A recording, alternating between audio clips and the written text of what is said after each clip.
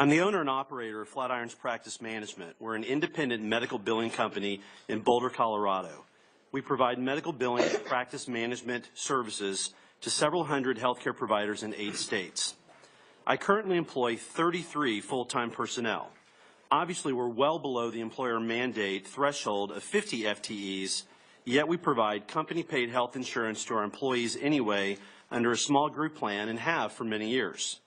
We do so because we can, and we feel that it's the right thing to do.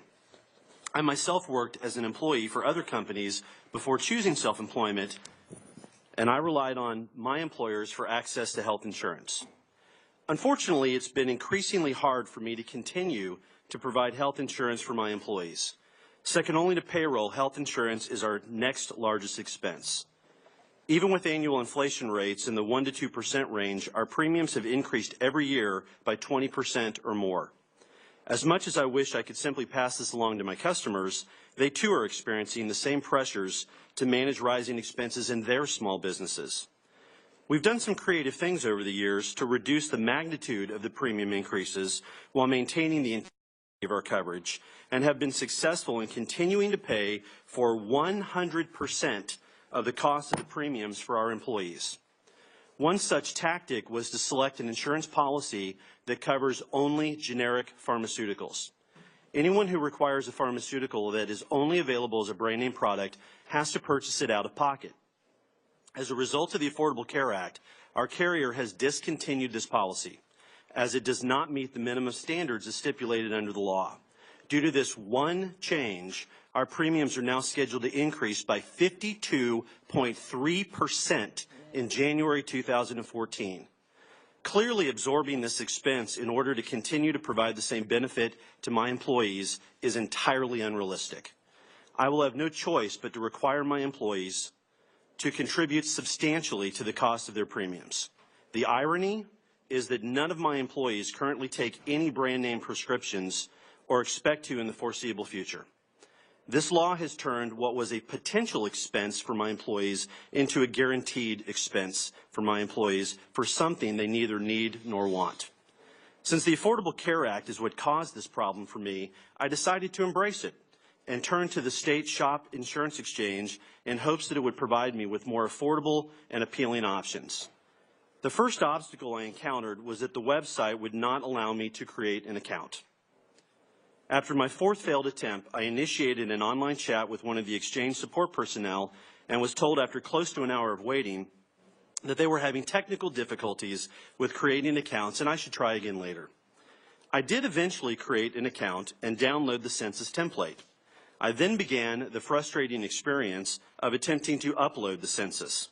I tried unsuccessfully several times and received nonsensical errors such as wrong file type when the file I was attempting to upload was the very template that I downloaded from the website. After initiating my second online chat, it eventually came out that my web browser might be at fault. I find it unfortunate that the website didn't disclose any browser limitations before I wasted yet another hour spinning my wheels.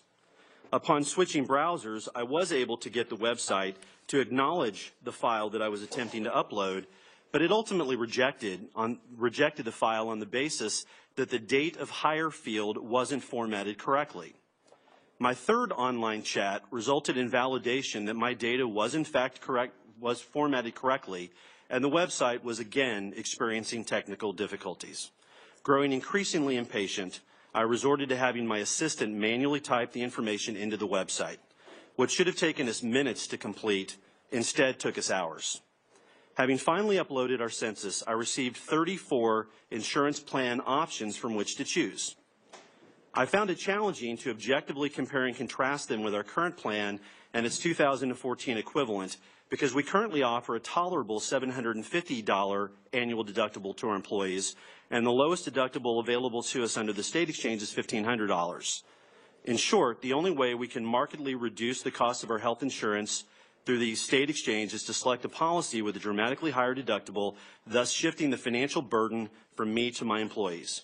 Frankly, I could do this on my own without the assistance of the exchange, and have consciously chosen not to pursue high deductible plans in the past because of the financial strain that we created for my employees.